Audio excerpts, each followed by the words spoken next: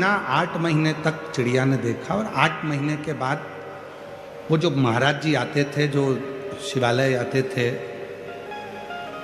शिव भक्त, उन्होंने आना बंद कर दिया। अब वो नहीं आ रहा। चिड़िया ने विचार करा, शंकर जी के मंदिर में कोई भी नहीं आता, जल भी नहीं चढ़ता, क्यों ना मैं जल चढ़ाऊं।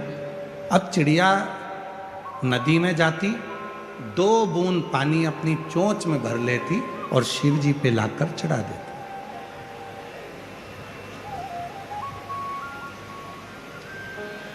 रोज चिड़िया उड़ती है, 2 बूंद पानी अपनी चोंच में भरती है, शिव जी पे लाके डाल देती।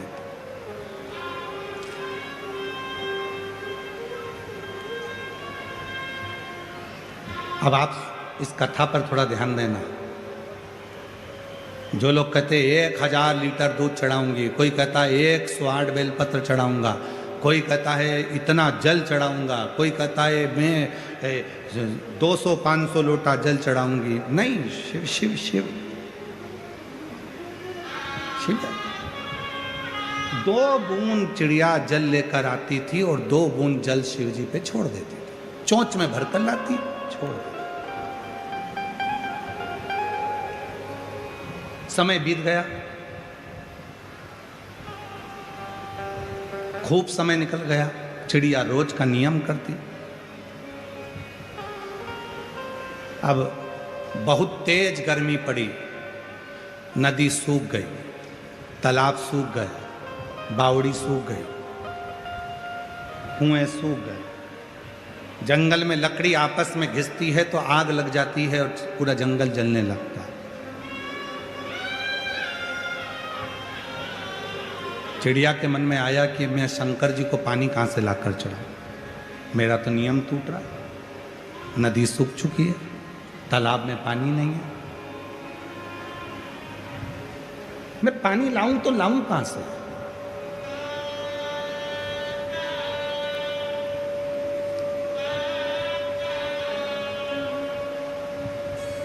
चिड़िया ने उड़ना प्रारंभ करा, आसपास का पूरा क्षेत्र देख लिया चिड़िया ने, पर उसको पानी नहीं मिला। चिड़िया और आगे बढ़कर गई, थक गई, बैठ गई, पानी नहीं मिला। और बड़ी आगे थक गई, पानी नहीं मिला। बहुत आगे चिड़िया निकल गई, तब एक खड्डे में थोड़ा सा पानी भरा था, उसमें से 2 बूंद पानी चिड़िया ने चोंच में भर लिया।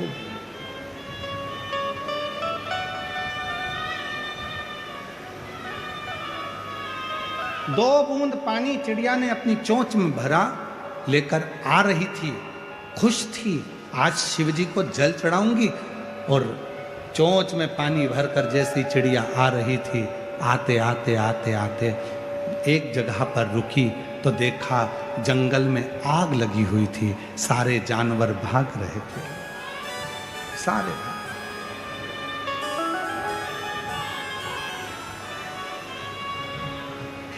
जंगल में आग लगी है, और जंगल में आग लगी है, सारे जानवर भाग रहे हैं। चिड़िया ने देखा इतनी तेज आग लगी है, पानी शिव जी को चढ़ाना है, बहुत समय के बाद मिला है, पर एक काम करती हूँ, आज मैं आग को बुझा देती हूँ। और चिड़िया ने अपनी चोंच में से 2 बूंद पानी आगी पर डाला। अब शेर, हाथी, मोर, सियार जंगल के चिड़िया पर हंसने लगे। तेरे 2 बूंद पानी से कोई आगी बुझेगी? हाथी भी हंस रहा है, शेर भी हंस रहा है, सियार भी हंस रहे हैं, मोर भी हंस रहा है, पक्षी भी हंस रहे हैं। तेरे 2 बूंद पानी से क्या यह आग बुझेगी? चिड़िया ने कहा, भले आग नहीं बुझे, पर जब इतिहास लिखा जाएगा तो उसमें मेरा नाम लिखा जाएगा कि मैं आग बुझाने वालों में शामिल थी। जब इतिहास लिखा जाएगा तो मेरा नाम लिखा जाएगा कि मैं आग बुझाने वालों में शामिल थी, आग लगाने वालों में नहीं, और ना आग देखकर भागने वालों में, मैं आग बुझाने वालों में शामिल। भले मेरे पास जो था मैंने वो दिया, जैसे ही 2 बूंद आगी में गिरा, आग तो नहीं बुझी, पर शंकर भगवान प्रसन्न हो गए, गंगा की धार छोड़ दी, पूरी आग ठंडी हो गई, पूरी आग ठंडी। चिड़िया ने देखा, बाबा इतने दिन से मैंने 2-2 बूंद पानी चढ़ाया, आप प्रसन्न नहीं हुए? शिव जी कहने लगे, चिड़िया तू रोज मेरे लिए जल लाती थी, आज तूने जनमानस के कल्याण के लिए जल का प्रयोग किया, और जो दूसरे के लिए जीना सीख जाता है, शिव उस पर करुणा करना प्रारंभ कर देते हैं।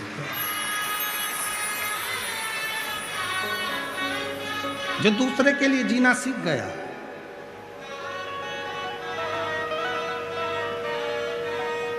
आज जिन श्री रसिकलाल जी, माणिकचंद जी धारीवाल जी का जन्म दिवस है,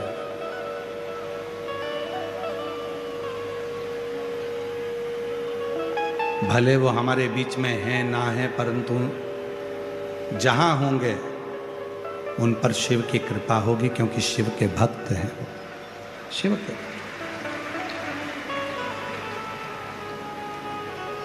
जो दूसरे के लिए जीना सीख गए। श्री रसिकलाल जी धारीवाल जी ने ये प्रेरणा दी है, कमाओ, खूब कमाओ। कल भी हमने कथा में कहा था, तुम्हारे शरीर की जितनी कैपेसिटी है उससे 4 गुना ज्यादा कमाना। जितना मेहनत कर सकते हो उतनी मेहनत करना, जितना परिश्रम कर सकते हो उतना परिश्रम करना, जितना कमा सकते हो उससे ज्यादा कमा। पर याद रखना, उसके साथ में थोड़ी थोड़ी कमाने के साथ में, धन कमाने के साथ में थोड़ी थोड़ी दुआ भी कमाते चले जाना, थोड़ा आशीर्वाद कमाते चले।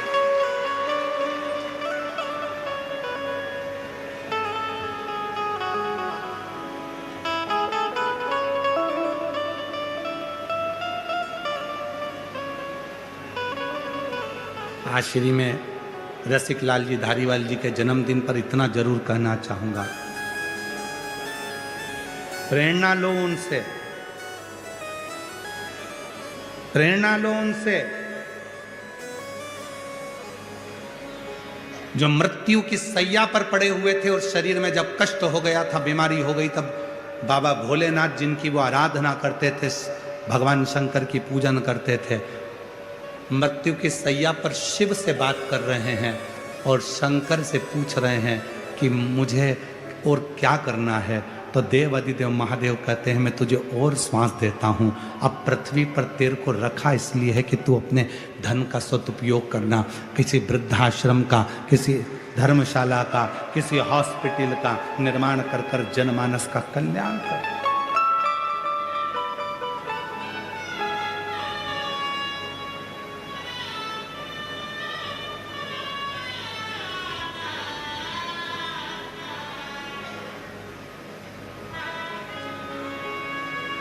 कितना शिव पर समर्पित परिवार होगा। धारीवाल परिवार को जरा देखिए, कितना शिव पर समर्पित। कब श्रेष्ठ है? जब हम किसी दूसरे के कार्य में आ जाए।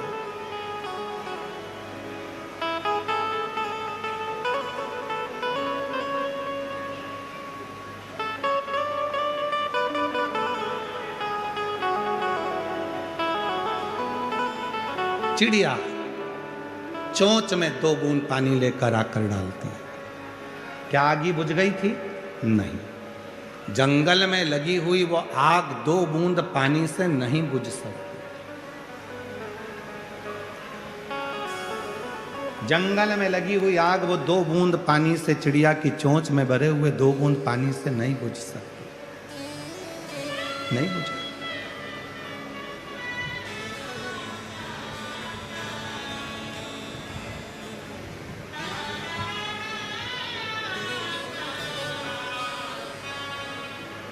आप सब आए हो, अपने अपने साथ में कोई बिस्कुट लाया होगा, कोई पानी की छोटी छोटी बॉटल लाया होगा, कोई टॉफी का पैकेट लाया होगा। शिरूर में अभी तक जितनी कथा हुई हो, बड़े से बड़े अनुष्ठान हुए हों, उन सब की लिस्ट निकाल कर देखना कि जितनी भी कथा हुई उस कथा में क्या लोग सिर पे पानी ले लेकर आते हैं बांटने के लिए? क्या बिस्कुट के पैकेट लेकर आते हैं? क्या टॉफी लेकर आते हैं? केवल एक शिव महापुराण की कथा एक ऐसी होती है जिसमें नियम है, भूखे को भोजन और प्यासे को पानी, जय बाबा बर्फानी। ये नियम शिव महापुराण का। आप टॉफी का पैकेट लेकर आते हो, धीरे धीरे 15-20 जितनी टॉफी रहती है आप लोगों को खिलाकर उसका मुंह झूठा करा देता है। कोई पानी पिलाकर मुंह झूठा करा देता है, कोई बिस्कुट खिलाकर मुंह झूठा करा देता है, कोई रोटी और मिर्ची का ठेसा खिलाकर मुंह झूठा करा देता है। जो वो लेकर आया है वो उसको दे रहा है। क्यों? शिव महापुराण का नियम है।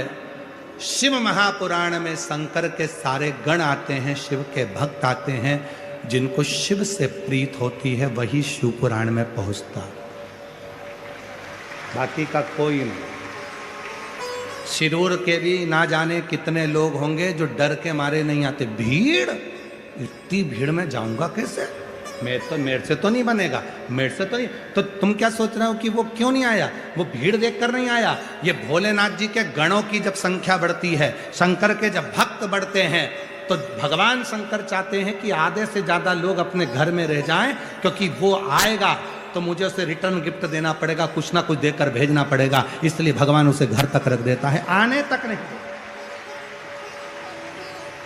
और जिसने सोच लिया अरे हमको तो मालूम है वहां तो भीड़ होगी ही, 1.5-2 किलोमीटर तो पैदल चलना पड़ेगा, गाड़ी साइड में लगाना पड़ेगी, पैदल चलना पड़ेगा, बिस्कुट का पैकेट रख लो, टॉफी रख लो, पानी की बोतल सिर पे रख लो और बैग टांगो, बच्चों को बाजू में दबाओ और चल दो, चले जाओ। बाजू में बच्चे हैं, सिर पर बैग है, पानी की बोतल है, टॉफी है, बिस्कुट है, चले जाओ।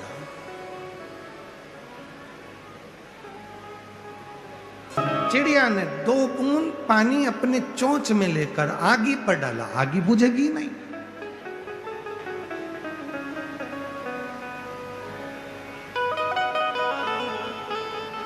जंगल में आग लगी है, क्या 2 बूंद पानी से बुझ सकती है? नहीं, पर उसने अपना प्रयास किया। कई बेटा बेटी कहते हैं, कई घर की माताएं कहती हैं, कई भाई कहते हैं मेरे घर में बस मैं ही भगवान शंकर को मानती हूँ, मैं शिव जी को लोटा भर के जल चढ़ाती हूँ, क्या मेरी पूजन पूरे घर के लोगों को स्वीकार हो जाएगी? भले छोटी पूजन कर रहे हो, चाहे 1 लोटा जल चढ़ा रहे हो, चाहे 1 चावल का दाना चढ़ा रहे हो, पर तुम्हारा चढ़ाया गया जल तुम्हारा कल बदल कर ही रहेगा, ये निश्चित। तुम्हारा कल बदलना है तो जल चढ़ा हुआ तुम्हारा कल बदल कर रहेगा, बदलेगा। अब तुम ये मत सोचो मेरे अकेले से क्या होगा, सब होगा, सब।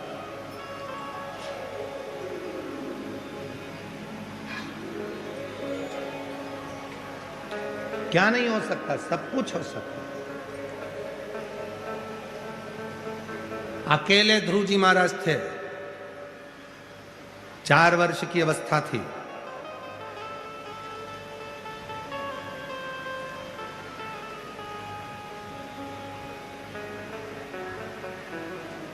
सौतेली मां ने गोदी से नीचे उतार दिया था, धक्का देकर निकाल दिया था।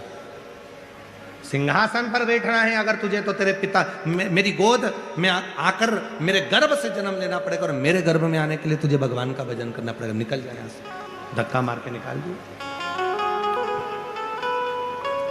ध्रुव जी महाराज रोते रोते अपनी मां के पास पहुंचे। मां, मुझे छोटी मां ने सिंहासन से उतार दिया, गोदी में नहीं बैठने देती।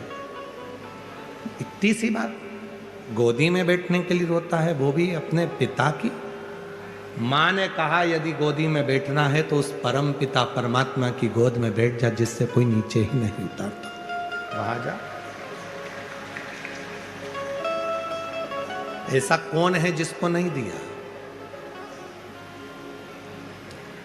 ये पत्र देखिए जरा, लोग कहते हैं गुरुजी इतनी भीड़ क्यों आती है, ये आपकी शिव पुराण की कथा में इसी रज में, और इतने लोग बैठे हैं, कोई कह दे कि गुरुजी किसी से मिले हो, किसी से चर्चा करी हो, किसी से बात करी हो, ना ना, आप शिव जी को एक लोटा जल चढ़ाओ, शिव महापुराण की कथा सुनो, पंडाल में बैठो, वहाँ की मिट्टी को अपने हृदय से लगाओ, जो कामना है दिल से कहकर जाओ, 3 महीने में फिर वापिस भुसावल में तुम्हारा पत्र पढ़ने के लिए तैयार है। फिर तुम्हारे नगर में आसपास में कथा हो तो तुम्हारा पत्र उसी व्यासपीठ पर आएगा, जो तुमने यहां मांगा है, जो तुमने प्रार्थना करी है, जो तुमने विनय करा है।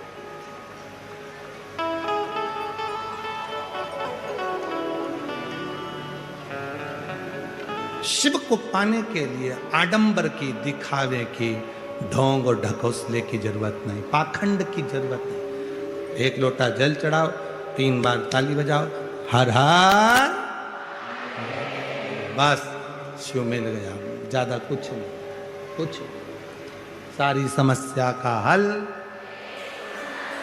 श्री शिवाय बोल बम का नारा है, बहुत बस।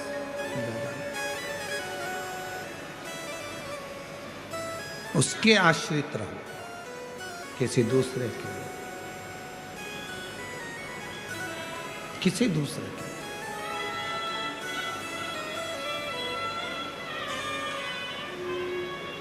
अभी बीच में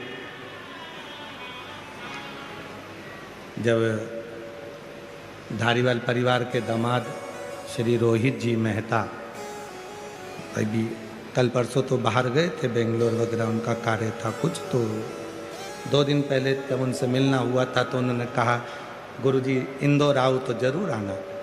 हमने कहा जरूर आएंगे। इतने में पास में आशीष खड़ा था, गुरुजी कब जाओगे? हमने कहा ये तो भोलेनाथ जब खींच के बुलाएगा तब पहुंचना होगा, जाना भी नहीं होता।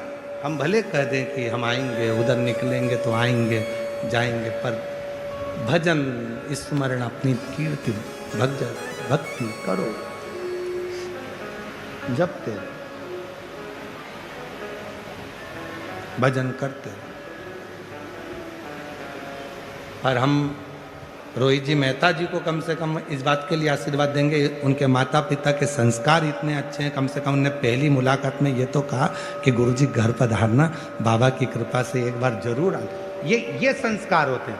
जब संत, भले संत ना जावे, साधु ना जावे, गुरुजन ना जावे, पर उसका हृदय तो चले गया आशीर्वाद के रूप में, बहुत। ये श्रेष्ठता होना चाहिए। कहीं पर भी रहो, शिरूर वालों, भले घर पर बैठकर कथा सुन रहे हो, पर इतना याद रखना, आज शिवरात्रि है, घर पे बैठ के भले कथा सुनो, पर जो गांव में रहते हैं शिरूर में, उनसे निवेदन है आज की रात्रि में 5 मिनट आकर, 10 मिनट आकर कथा के पंडाल की मिट्टी को जरूर नमन करना, वो जीवन का सुख प्रदान करने वाला।